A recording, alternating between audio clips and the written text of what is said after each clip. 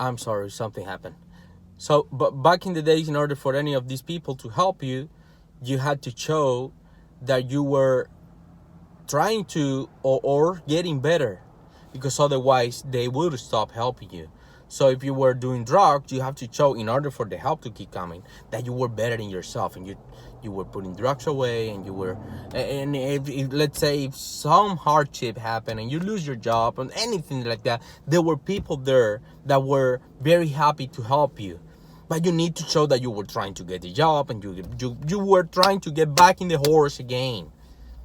Now with government sending you a check, there is no one checking. And that might sound good for you if you're in the receiving end of the equation and you have no intention of getting better or stop doing drugs or try to get a job. That might sound fucking nice because, well, who wants someone watching on you when you still want to do what is negative, what is wrong? The government keeps sending you every month that same check. That is not contributed to any positive outcome right there. So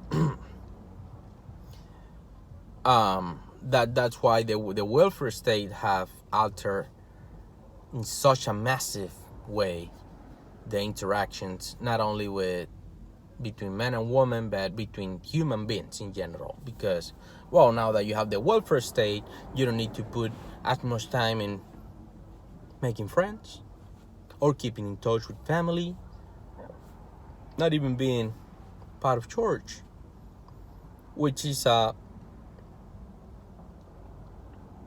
would say, a very healthy way to be in touch with people that are somewhat constantly trying to better themselves. You don't have to put any time on that. Fuck friends, fuck family, fuck church, fuck everything. I got the government. And I've noticed that this is a main trend right now. I was having this conversation the other day. I see human beings have this need, this longing to be living in something bigger, something lovely and nice, and something, a big daddy figure. All human beings, including me, regardless of how hard I want to go against it. Because let's face it, I mean, thinking that you are alone in the world, regardless of how many, when things are going hard against you, thinking that you are alone is a pretty hard thing to do. Now, some people know this and they embrace this and they go through it, and it's fine and it's perfect and it's beautiful. But some people cannot tolerate this. Most people cannot tolerate this. So what they do is that they believe in something. Back in the days, there was this big gray guy in the sky with, if you behave well, he basically grant you whatever you were asking for. And if you behave badly, well, you were a sinner and something bad happened. It was because God punished you. Well, that entails that there is some kind of structure, and there is some kind of discipline, and there are some kind of rules that you have to follow if you want to be part of this blessed group of people by this guy in the sky and all that. And I have noticed that who likes that? Most people don't like that. They want to do whatever they want with no consequence. That is important. I want to do anything I want with no consequences. I can have sex with as many guys as I want with no consequences. I want to eat as much food as I want with no consequences. And I can be 300 pounds and healthy at any size. No consequences. And I mean, it's just like trying to keep these people in this bubble of... And the God thing didn't work like that. Because, well, either you do what is right or things are gonna go bad for you. And it was not only the people around you that they were gonna turn their backs on you because, well, once again, you were not contributing. positively to the congregation, but because you were self-destructing yourself, and they didn't want to be part of that. They did not want to be part of the self-destruction. If you have an alcoholic friend and you take the bottle off his hand or her hands, that doesn't make you bad. That makes you good. If you give him more alcohol, that makes you bad. So you don't want to be part of the destruction of the person, but you understand that you have constraints.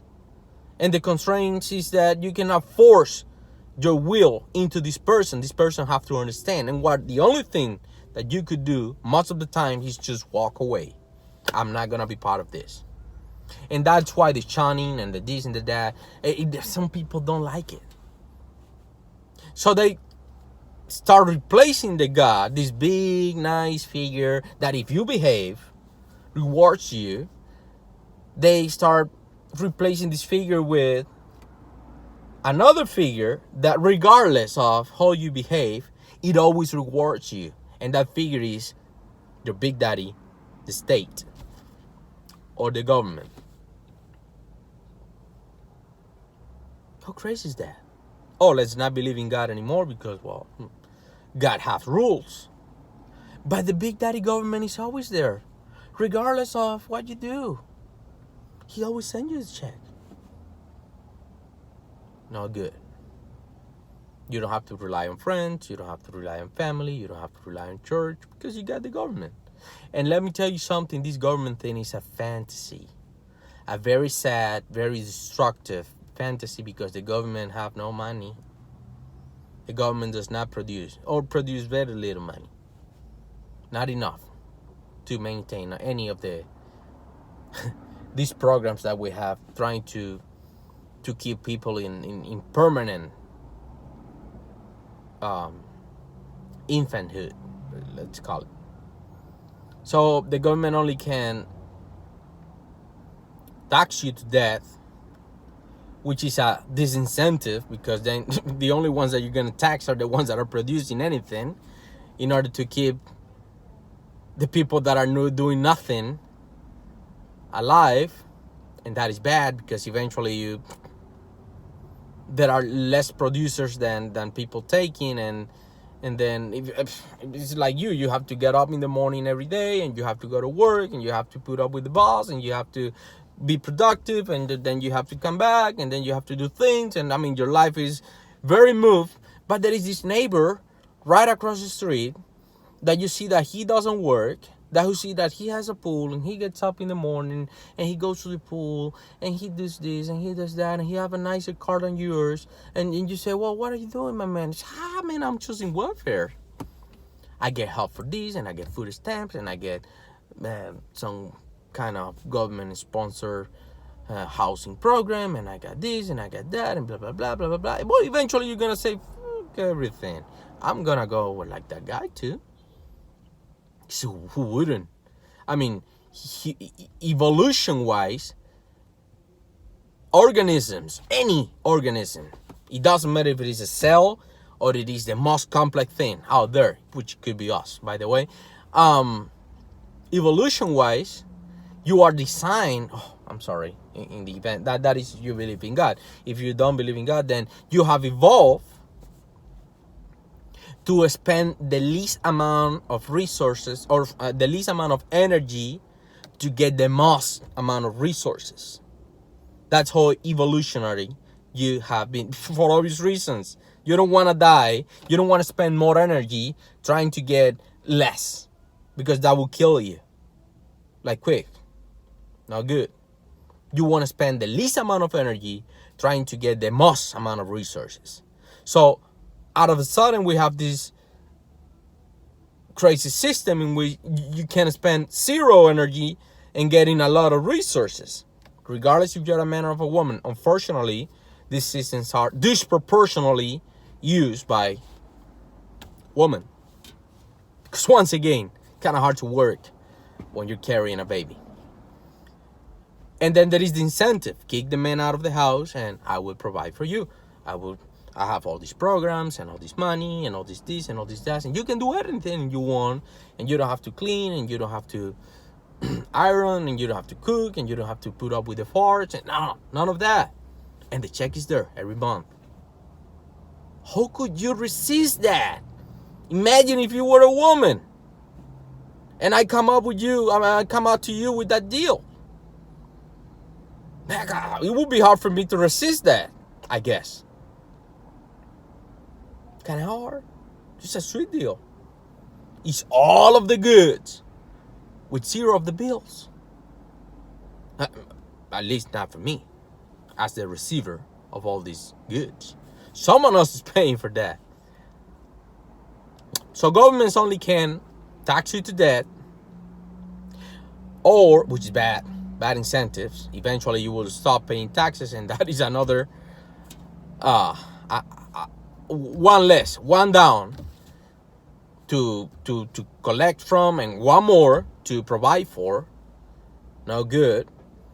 Or they can borrow money, which I don't think I have to go over that one, because, well, eventually reality always catch up, and eventually the bill comes due and you have to pay for it. And I see that we are taking as a civilization, as a country, and we're not thinking in who is coming behind or who is coming next. And that is no good. You're just selling out the future of your kids to some foreign bankster. And I don't see how is that gonna go well for anyone, especially your kids and your grandkids, because the more you take, the longer it takes to pay the debt, if you ever pay it, which it looks like there is no chance. And the third way governments can get money is printing money. Call the Federal Reserve, hey, print X amount of money. Well, what that does is that devaluates the currency, like very badly, at the point that you're gonna have to. Well, it happened before, and it's happening right now. Look at Venezuela. You have to carry like billions of bolivars in order to buy a cup of coffee, and I mean, it's cheaper to burn the paper money than to carry the money and buy wood to heat yourself. It's bad. Because you have X amount, unfortunately, X amount of products and services in the economy at any given time. Now, it's not a fixed amount. It can go up, and it certainly can go down. And you want to keep it going up, not down, never down. You have a fixed amount. You have a X amount of products and services, and you have X amount of money in the economy. It should be correlated. It cannot be dumping a huge amount of money in the economy with the same amount of products and services, because then you're going to raise the price of those same products and services that you have. It's basically the old kind of funny thing, like you have 3 apples and $3. Each apple is going to be worth $1. Now you have 30 apples and it's still the $3, and then the price of the apples are going to go substantially down. But then if you have $300 and 3 apples, then that means that each apple is going to be worth $100. That is just the way it is. You have a fixed amount. You have, at any given time, you have X amount of products and services, and you have X amount of dollars, and you should keep that balance. Well, ideally, the government shouldn't, not ideally, in order for capitalism to work, the government cannot be involved in the production or control of the currency, and therefore it cannot be in charge of the interest rate. That should be set by the market, and the way the market says that is the amount of money that is in the bank, in savings, not spending. The base of the economy is not in spending, but in savings. The amount of money that you have saved, right?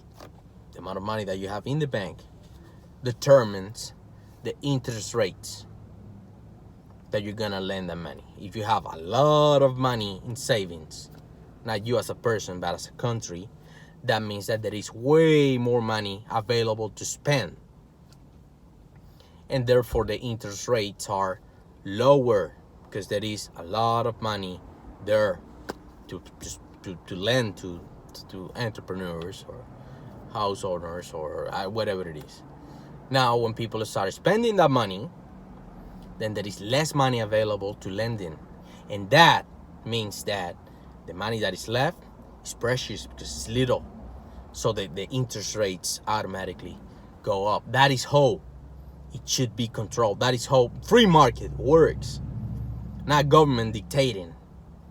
3%, 2%, 0% in occasions, like you have been for the last, 20 years. That is not free market. Simple as that. And the amount of currency in the market should be dictated by the market too. Once again, the amount of money should be backed by something strong like gold. Because you cannot produce gold like mad, because it's really hard to come up with gold to mine in the process, and it's hard to come up with gold, but it's very easy and very cheap to give a call to the Federal Reserve and say, you know what, pump up, X amount of billions of dollars. That is very easy. Now, governments likes to be off the gold standard because they want to have this ability to pump money at their will, even though they know that this devalues the currency. That's why back in the days you could buy a Coca-Cola by 1 cent or something like that, and a gallon of gas was like 20 cents, 28 cents or something like that, because the money was worth. Of course, people make $8 a week, $10 a week, but then a car was worth $800. The dollar have lost 98. Some people say 98. Some people say 96% of their value since 1996 or something like that. Well, throughout the years. I'm not gonna go into details. And all this because governments want to have this pump money at their will so they can keep paying for all these programs to keep people in this artificial infant state forever, since cradle to the grave. And that is not how things work. And that have an impact in your quality of life. Back in the days, as one man with a regular job could maintain his wife, 5 kids, the 2 cars, and the house. There was no problem with that. Nowadays you need 2 full-time working parents in the household just to keep up your head, not your head, your nose over the water. And that is because the value of the currency have devalued so much that it's very hard to keep up. Back in the days, you had, I think I went over this in another video, you had half of the workforce that you have today. So you have X amount of companies and X amount of services. Let's call it services and products. X amount of services and products. And you have X amount of people that could participate in the workforce. Now, out of a sudden, you have double the workforce, and still it's hard to create companies. You can pass legislation in a heartbeat. Boom. Woman can vote. Boom. Woman can work. But companies and business and services and products cannot be created in a heartbeat, unfortunately. So you have double the workforce because now it's not only men but women participating in the workforce. And you still have a limited amount of services and products because it's hard to grow those services, to grow those products, to grow those companies. It takes time, it takes years. And now you have women and men competing in the workforce, which is beautiful. The only problem with that is that employers have too much leverage now over wages and over rights and over everything, because there is just too much workforce and they can pick up. They can pick and decide. And if you go and you don't like it, there is someone right next to you that's gonna pick up that job in less than a heartbeat again. How is this good for anyone? You're putting all of the leverage on the rich already, and zero of the leverage on you. If you're a woman and you're listening to this is important that you understand this. And then politicians creating the perfect storm. Once again, if you're a woman, listen. These words that I'm gonna say, or these words that I'm saying, they are not coming out of any place related to hate or related to resentment, or it's just basic truth that cannot be ignored for so long, because they have consequences. Eventually, once again, reality catch up and the bill comes due. So I see politicians creating this perfect storm, telling women to do not worry for having kids. As for right now, this is not the time to have kids. You're young.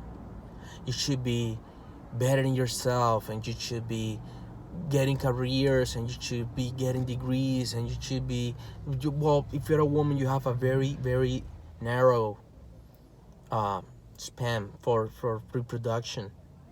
You're pretty much done by your late 20s. Simple as this.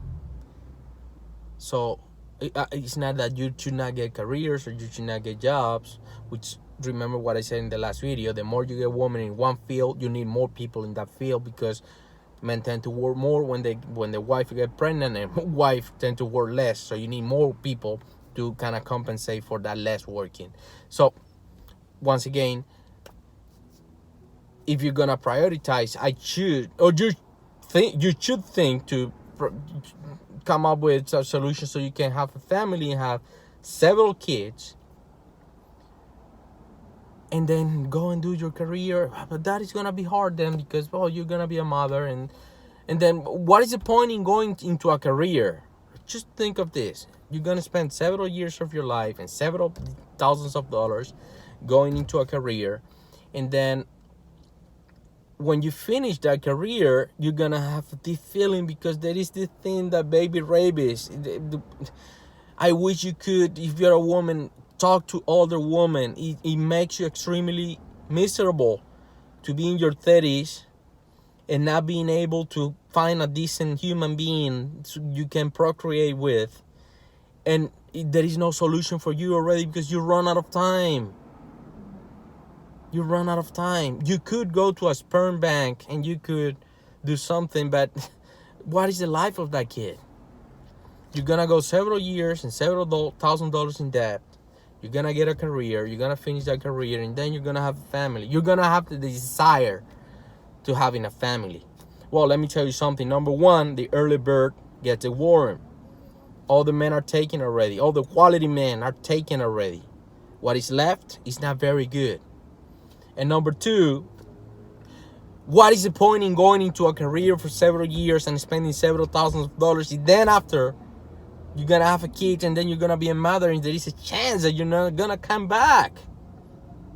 Who wants to give up raising their kids and all the fun and all the places that you go and all the learning and all the beautiful things? Who wants to give that away to come back to a paper pushing bullshit job in an artificially illuminated cubicle? Who in her right mind would trade that? Would make that trade? It's insane. And I see politicians pushing you towards this, because number one, kids don't look good in their balance sheet. They want you to work and pay taxes. That look good in their balance sheet. They don't like kids because kids cost a lot of money in the here and now. They end up later on being very productive and all that, but here and now, they don't look good. And they're pushing you to do not worry about having kids. Do not worry about having, building a relationship. Do not worry about any of that. And go to work and pay taxes. That is the first part. But then there is a second part. And the second part is, and don't worry. when you get old and you retire, you're gonna have all these pensions and all these benefits and all this Medicare and all this and all this that. If you didn't have kids, who's gonna pay for all that? Because let me tell you something, they don't save your money. Money devaluates, as I explained earlier. Money have been devaluating very, very rapidly for the last, 50 years.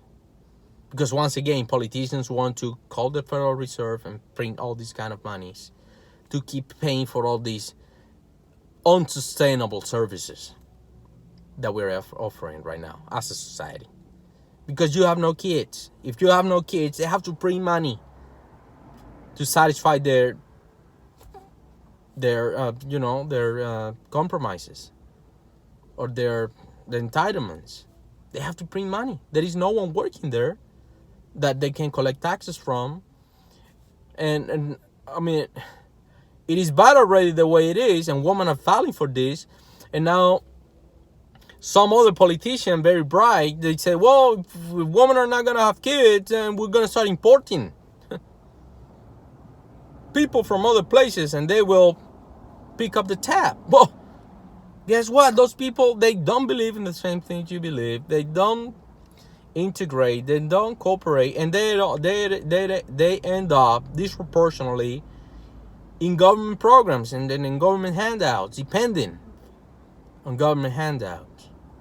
So now it's not only bad that you were not having kids and there was nothing there to pay for your retirements and pensions and Medicare and all that, but on top of that, you have to pay for the welfare of all these other people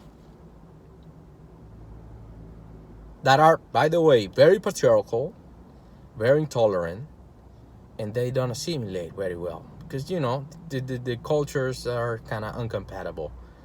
So how can this end well for anyone? And it is on you, woman. Men cannot get pregnant. Now, other peoples, we're not new. We have been here for several millions of years as a species. And it worked before, always beautifully. And it keeps working. Some people understand that if you pump up women's egos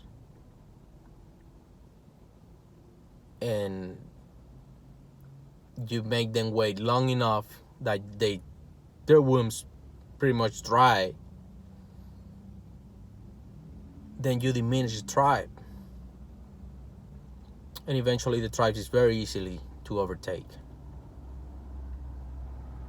by other tribes that are not pumping their women's egos and are kind of abusing women in so many ways and have several wives and several kids and per wife. And it's not looking good for Western civilization right now. Not looking very good. I feel sometimes that the plane ran out of gas long time ago and we're just falling. Now we don't see it because we went so high back in the days that we were doing things right and the economy had the right incentives and we were doing things the right way, and we went so high, we were so mighty and so powerful that we are kind of far from the ground, but don't get me wrong, still falling weekly, I might add. And I don't see how we can have the way things stand as for right now is either a soft landing. Maybe we can take the landing gear out and kind of still difficult, but kind of soft landing, or an absolute, totally catastrophic crash and burn kind of thing. And once again, it's all on you, woman.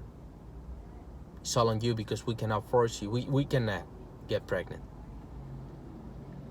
And we cannot force you. We cannot. We won't. We won't engage. We will retreat. We will retreat through all things, and we will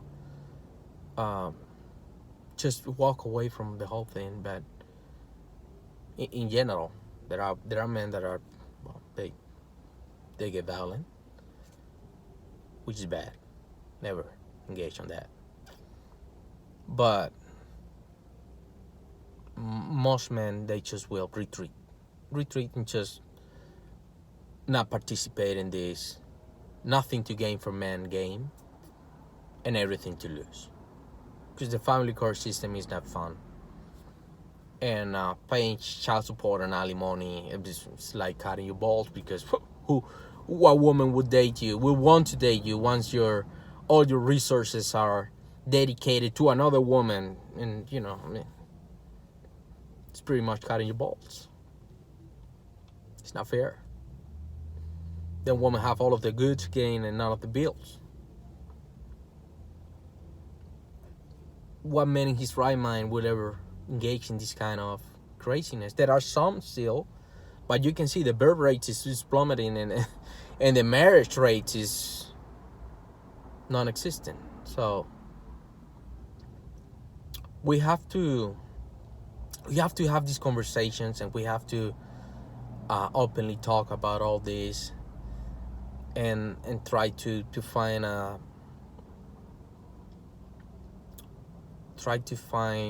not a middle ground, because there is no middle ground with bad behavior. It cannot be quarters with that. But we either do it through policy, which I don't advocate for. At least I become governor, and then as a governor, I will make sure we bring back the rational natural principles of life. If you want the good, you have to pay the bills. So no welfare state. And this is why Donald Trump is so hated, because these people have become so dependent on the government that they see Donald Trump as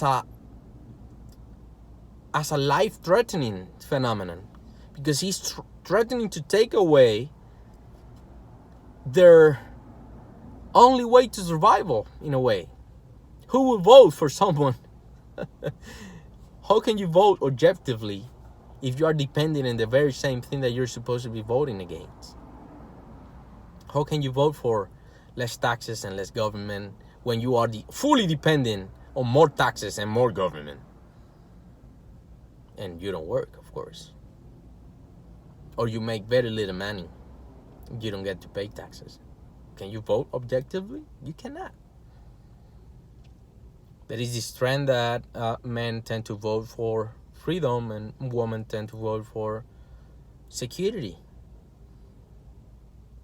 Unfortunately, whoever sacrificed freedom for safety end up with none of them.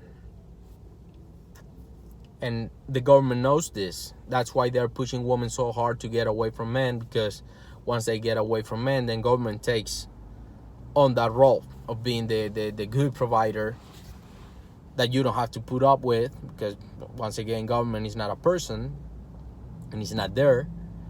So they know this, and they know women will increasingly vote for bigger government and bigger government programs and bigger overreaching and bigger taxation, because, well, I mean, that's what they do. They need safety. They want to get pregnant and they want to have kids, the ones that want to, and they need resources for that. They need yours. Once again, I'm gonna end up the video with this. If you're a man, they need what you have, and you want what they have. You want sex. You don't need it. You want it. You want it. But you're not gonna die. Civilization dies if women don't get resources. Resources coming from you, either through the state or either through a provider. So anytime you're gonna approach a woman, I want you to go there with this certainty, knowing that you got the leverage.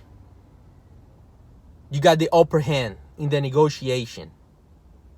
Don't let anyone tell you anything different. Regardless. Because it's not true. They might not get the resource directly from you, but they're getting it from a man. Like you. A working man. Not a parasite, of course. Always go over a relationship with women with this in your head. Now, women always want to date up because they are hypergamous. They don't date down. They date equal or higher. So I strongly advise men to do the same. Men, run away from single mothers. That is gonna destroy your existence. I mean, they went through this already. They have kids from other guys. Why would you want to spend all that amount of money raising someone else's kids, dude? Are you serious? And if you think, well, I'm not paying for nothing, the state is paying. Well, you're just killing yourself. The state's collecting from you to pay for this bad behavior.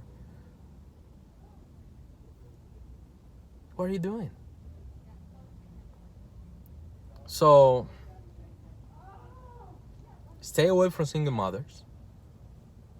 Stay away from negative behavior and do not support under any circumstances more government and more government programs and more dependence on government. That is my advice for you. Huge pleasure as usual talking to you. If you're out there listening, please share these conversations with the world.